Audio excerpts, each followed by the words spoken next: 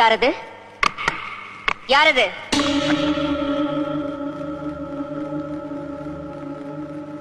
யாரது? நான் சங்கரன் தம்பி. துரோகி! கதவை தர! தர கதவை!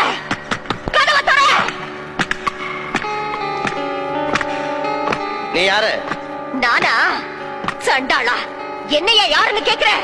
நான் தாண்டா நாகவல்லி. எதுக்காக வந்தேன்? உன்னை கொல்றதுக்கு, உன்னை கொன்னு உன் ரத்தத்தை குடிக்கிறதுக்கு. கதவை தர!